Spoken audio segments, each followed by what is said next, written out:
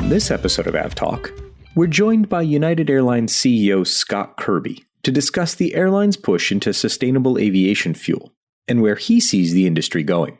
And we finally get more details on the problems that have kept 13 Qatar Airways A350s grounded for months.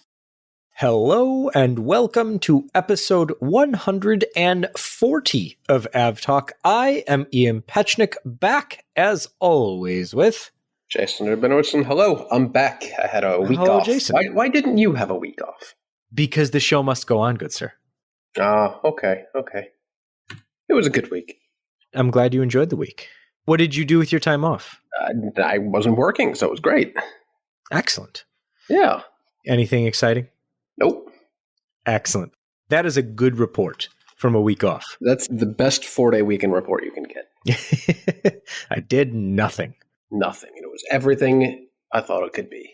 We had the shortened week, I guess, last week. Although when everyone's off school and there's cooking to be, it just seems like it's longer. I don't know if that's a feeling that you ever get, but I felt like last week was perhaps one of the longest weeks. We also had a stomach bug rip through the house, and everyone but me got sick. So it was great. Could have been worse. That's the cheery, bright side Jason I'm looking for. When everyone else is sick and you're not, it could be worse. It could be worse. We did that last week. This week, we've got a sustainably sourced program for you. We'll talk a little bit more about that in a little bit. And then next week, we are headed to Stockholm for the Flight Radar 24 global get-together. Yeah, I hope so. That should be a good time. Yeah, we'll get to that shortly. Jason, you're jumping the show notes. That's what's planned.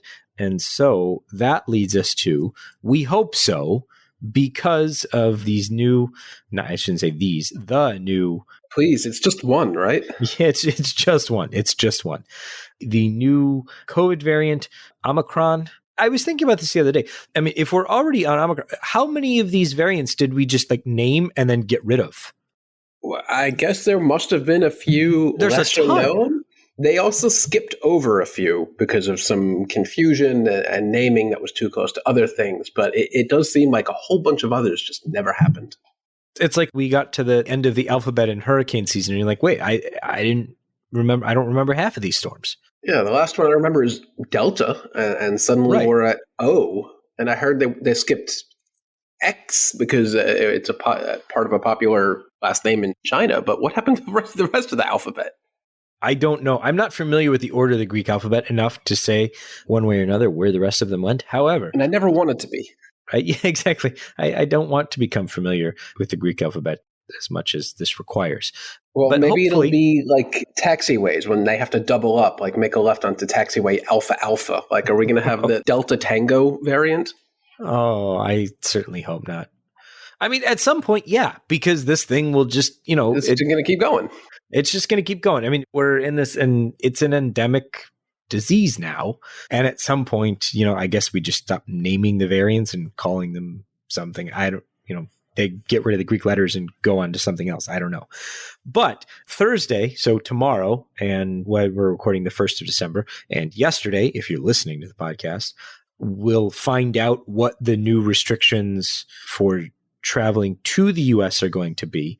It sounds like it's increased testing frequency or shortening the time span between testing and flying. Sounds like that's what's going to happen.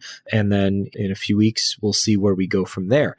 So yeah, it looks like we're going, and I'm certainly still excited to go. Hopefully we can get back into the country. If we can't, next week's podcast and following week's podcast will be coming to you from Sweden as well.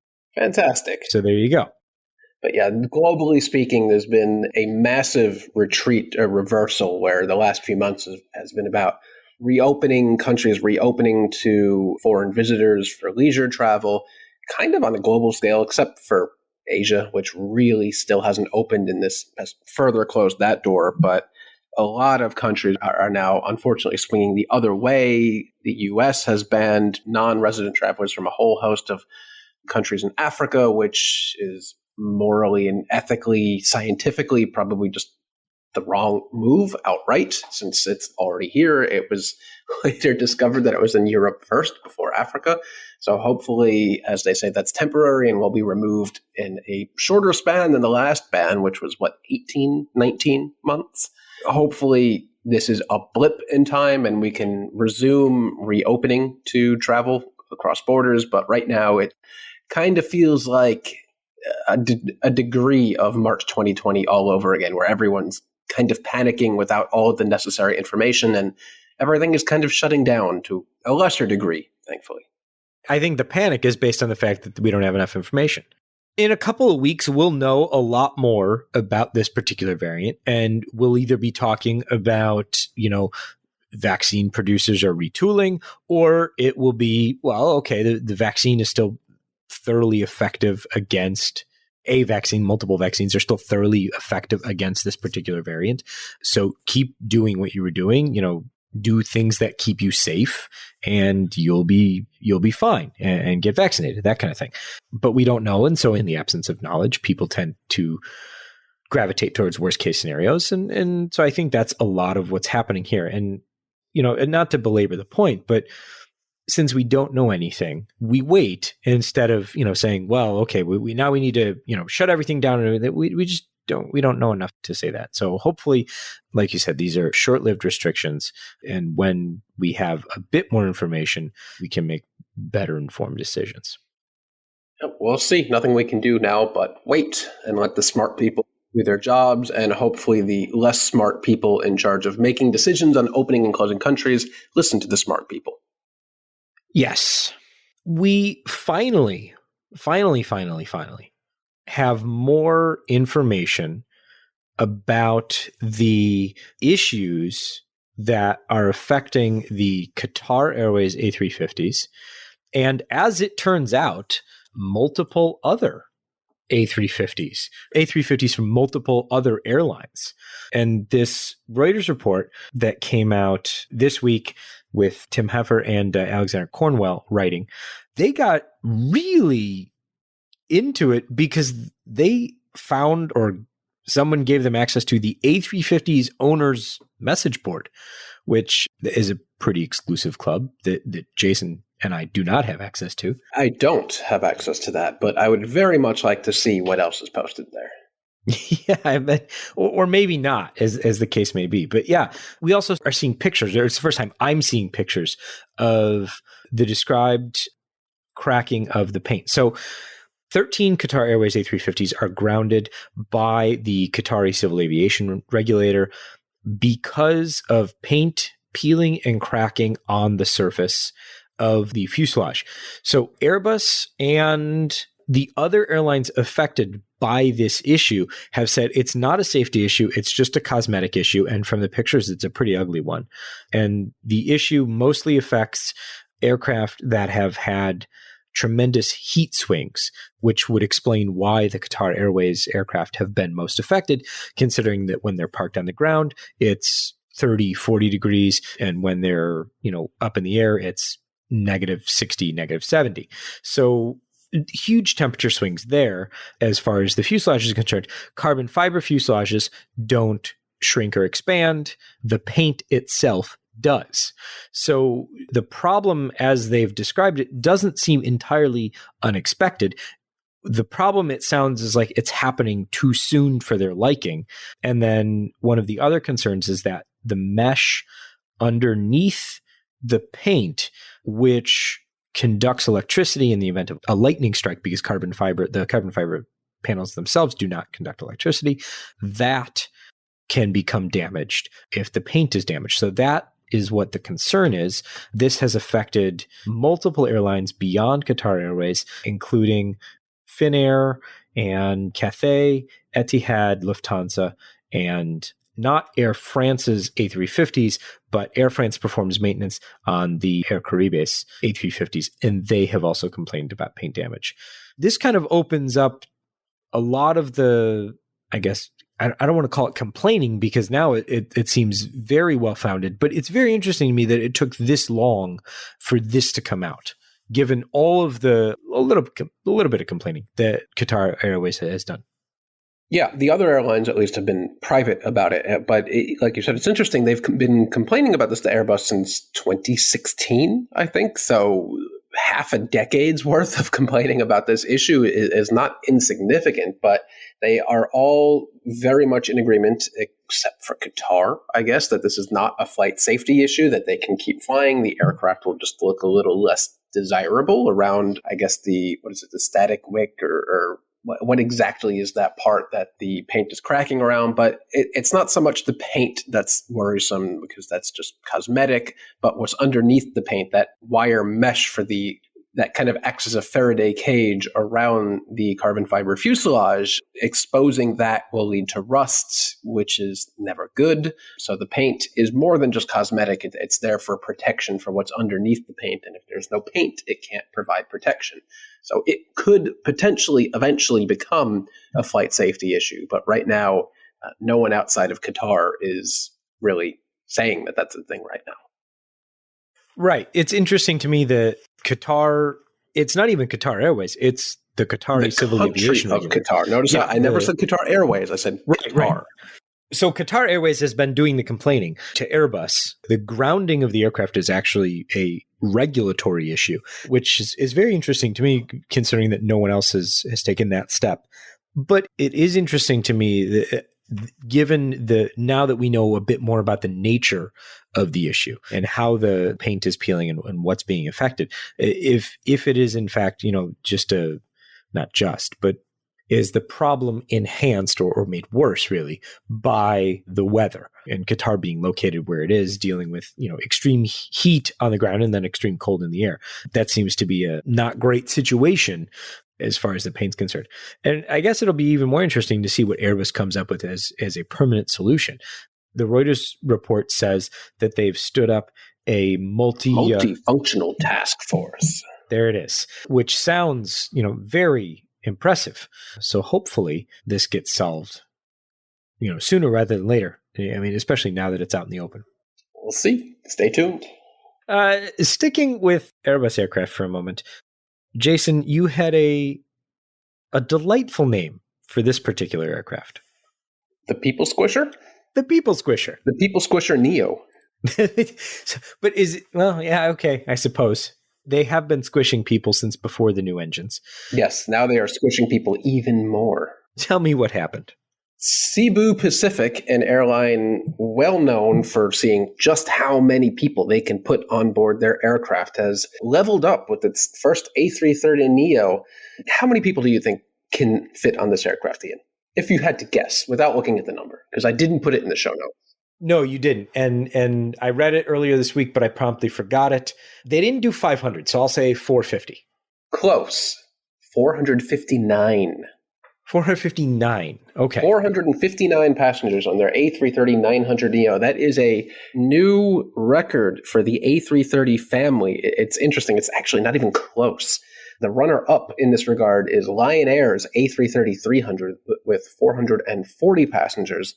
And then right below that, Cebu Pacific again, A330-300 with 436 passengers. And right below that is Lion Air again on the A330-900neo with 436. So I think that's quite interesting that Cebu has managed to put an extra 23 passengers on the same aircraft type when both are known for packing them in quite tightly. I mean, a lot of these aircraft are used on, if not domestic, then short regional hops. But the Neo, they're planning to use it for longer flights as well, aren't they? Yeah, they'll get around. They'll pop into Dubai, the Middle East, probably India. I don't think they will ever do anything, hopefully not like ultra long haul to the US or Europe, but it's certainly possible. Scoot does the very same thing with its 787s flying all the way to Western Europe. That's a lot of people.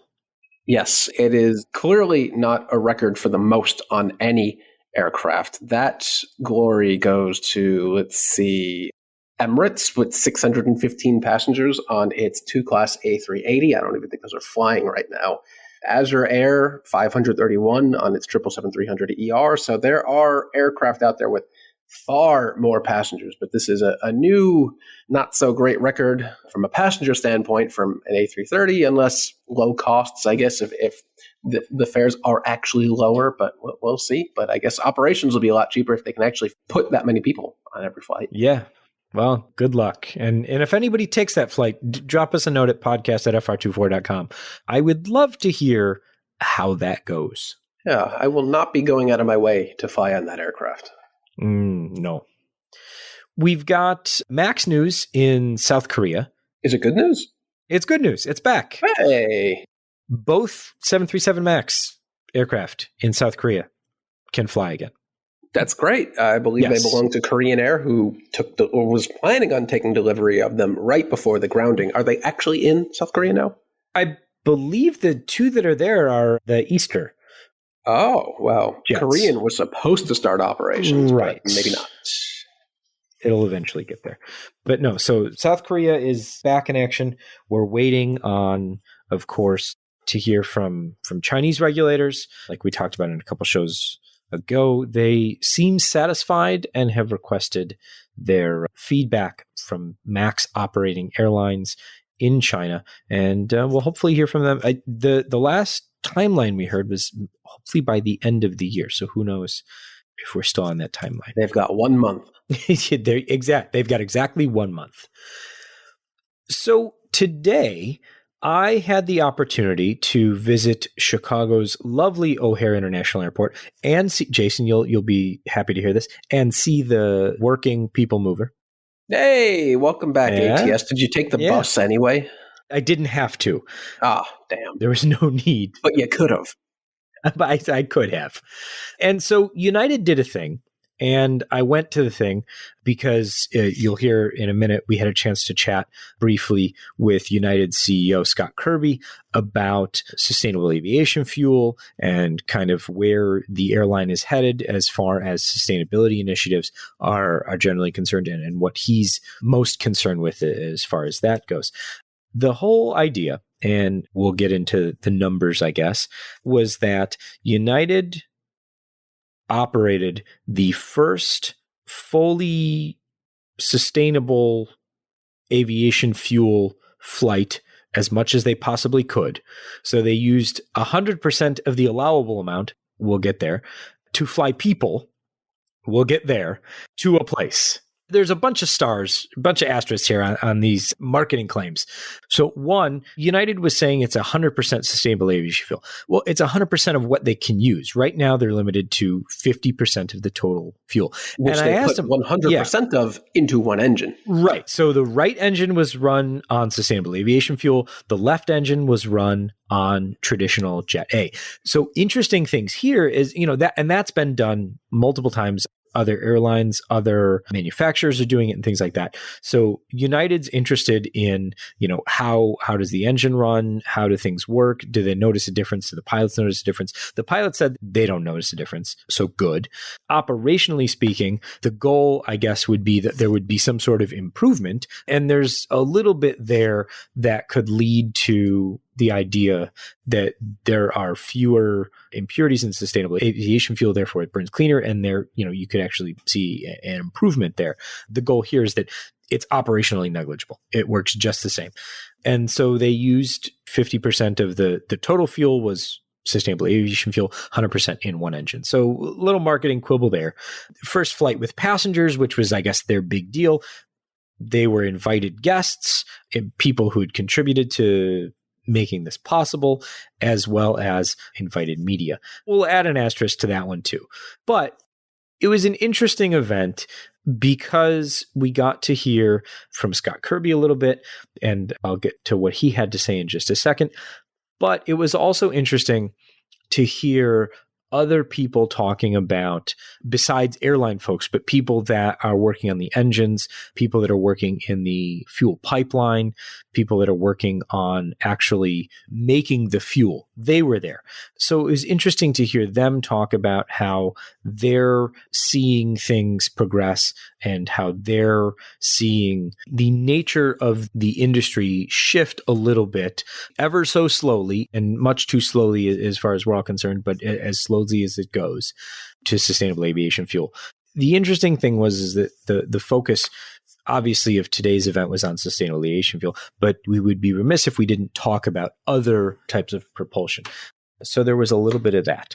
So without, I guess, further ado, let us hear from United CEO Scott Kirby a little bit about what he had to say about what United's looking for in sustainable aviation fuel and what the industry is doing as a whole, and what he sees some of the biggest challenges are to getting a wholesale adoption of sustainable aviation fuel. So without further ado, here's a little bit with United CEO Scott Kirby. This is a significant milestone, but I think milestone is the right way to say it. It's a milestone because it's the first 100% SAF flight with passengers on board.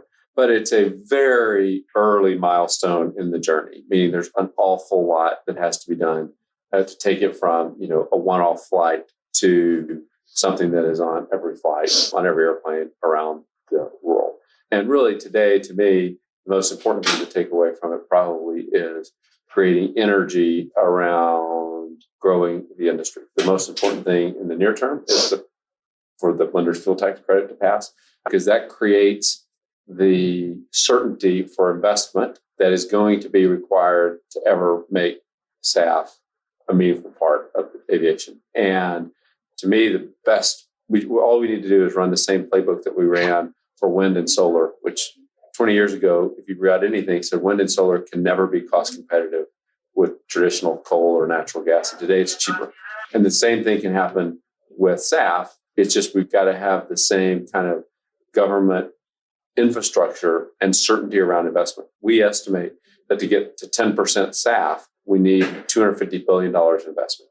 At United Airlines, we're going to invest a lot, but we don't have $250 billion to invest on our own. And the only way to get that is to get all of the ecosystem around aviation and fuel to invest, and government certainty is the most important thing.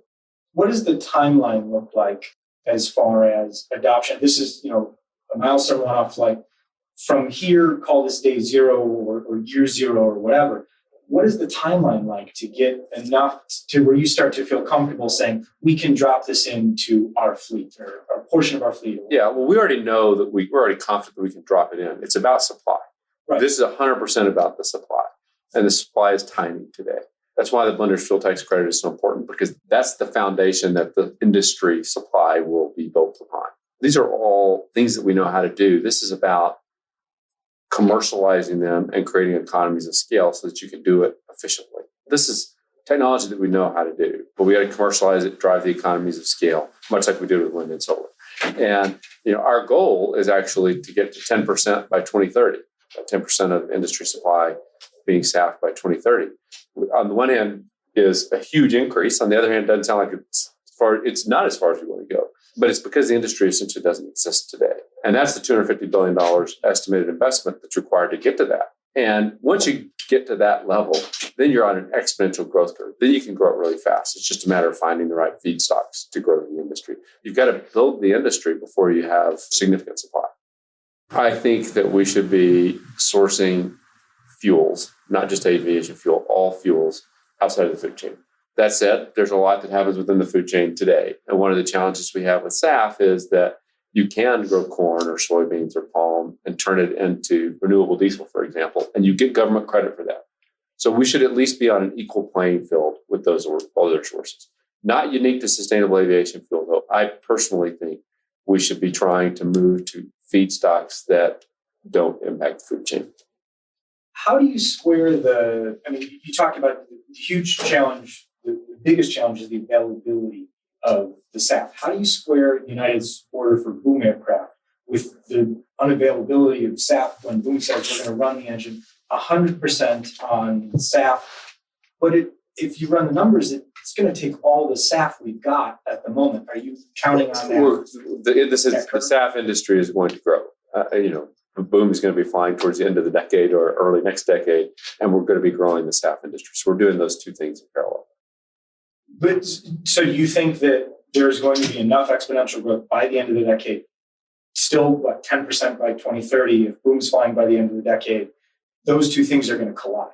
Yeah, I think that actually Boom helps. Having a story, being able to, create excitement around supersonic airplane and flying on SAF is one of the best marketing tools we have for growing the SAF industry. I think boom is going to will help contribute to a larger supply of SAF in the future than if boom wasn't flying without sustainable aviation. What are your thoughts on the other kind of big alternative fuel of hydrogen? I mean, are you power to liquids about that? Power to liquids is an interesting idea, but you got to have enough power. It's a great concept, but you need to have renewable power to make it enough renewable power to make it work. And most of that renewable power probably goes into the grid first because it's more straightforward. It's great. I hope we get there someday. I think we probably need a order of magnitude more renewable energy before power to liquids becomes the best use of that power. So the flight landed uneventfully in DC, as we all expected it would. That concludes this particular portion of the sustainable aviation fuel saga. It'll be interesting to see what happens in Washington based on everyone's flying there to continue to lobby for the tax credit that Kirby mentioned multiple times. So that'll be interesting to see what happens there. And then we've got some other sustainable aviation fuel testing happening right now. And I think one of the more interesting ones is the test that Airbus is currently doing with its A350 and the German Aerospace Center's Falcon aircraft, where they have that aircraft flying, the German Aerospace Center aircraft flying within 100 meters of the A350 using its sniffer sensor, I guess, for lack of a better word, to catch the particles that are coming out of the engine that is being run on sustainable aviation fuel, to see what the exhaust is like there. And it sounds like the initial tests have been pretty positive. Yeah, Airbus, unlike what the United flight today, which was a 100% blend in one engine, so 50% overall, this Airbus testing with an A350 has been a 100% blend. So both engines running 100% on sustainable aviation fuel. And so far, their report is, we got nothing. No, there's no issue, no problem, no difference. They'll keep on testing. They'll keep on pushing to get the current limit of 50% blend increased to 100. But at this point, they're going to just keep on testing to prove that this is really as simple as everyone says, that it is completely 100% drop-in ready, that current aircraft are ready to support it.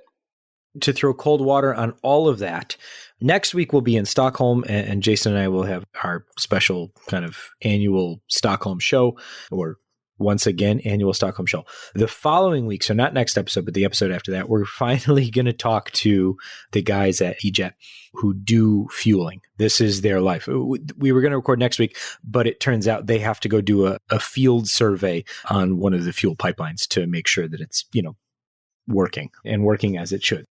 So we're going to let them do that and then come back in 2 weeks and talk about a lot of the challenges, because we've talked so much about sustainable aviation fuel. We're going to talk about some of the challenges that we might not have thought about as far as getting the fuel into the aircraft. So what happens before the fuel is in the aircraft? We know it once it's in the aircraft, it's drop in. It's 1-for-1 exchange with the fuel, dropping it in, ready to go. But what happens before that, and what else do we need to think about? That's going to be a very interesting conversation, and one that I'm looking forward to, and so glad that we finally have a date for that. There's that.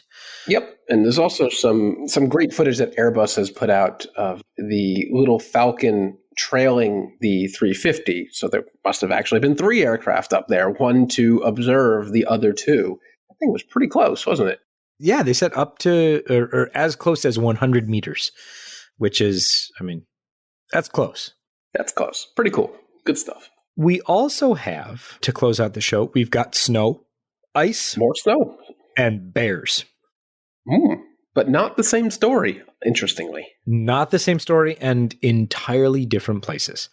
Highfly completed last week the first A340 landing in Antarctica on a blue ice runway there. And they will be operating one of their A340s to Antarctica on a regular basis this particular summer season, supporting one of the stations in Antarctica. That was an interesting bit, and one that I did not have that one on my radar. I didn't know that that's what they were up to. No, and Hi-Fly put together a really, really good detailed blog post and video about their first flight down there, the first of many, I guess, for this season. Good that they used an A340, I guess, because if they don't do it now, they may not ever have the chance. That aircraft, there aren't that many of them left operating in the world, but this one they acquired a few years ago from Iberia, so maybe you have been on this aircraft, this A340 that went to Antarctica. 9HSOL was the aircraft. I prefer to call it 9H Sol because 9HSOL sounds, I mean, I know what it sounds stands not great. for, but they haven't had that particular issue yet. No, I'm just saying, Sol, it's sun. It's more fun. Yeah, not Anyway. the largest aircraft, I don't think, to go to Antarctica, but definitely one of the most interesting.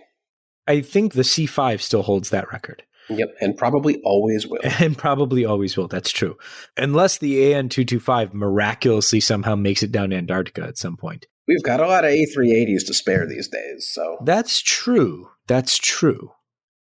Well, we'll get on that one.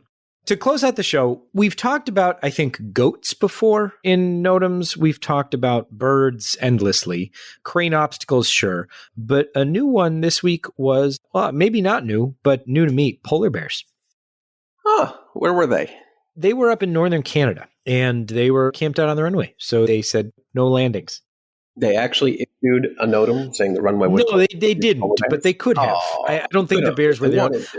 Well, yeah, I don't think there's I don't think there was scheduled service there, and B, I don't think that the bears were there long enough in order for the NOTAM to be necessary. However, they could have. I don't know if the bears themselves could have issued the NOTAM, but it's entirely possible. Maybe they could if there's some sort of sensor that they trigger, and then it automatically sends out a bear alert. Ooh, now we're talking. Mm-hmm. Okay, we should get cracking on that technology. We should. AvTalk podcast and Bear NOTAM issuance service. Mm-hmm. I like it. An emerging sector. I like it. Well, on that inventive note, let's call this episode 140. We will see each and every one of you next week from Stockholm and look forward to that fun show. We'll have, I think, some special guests.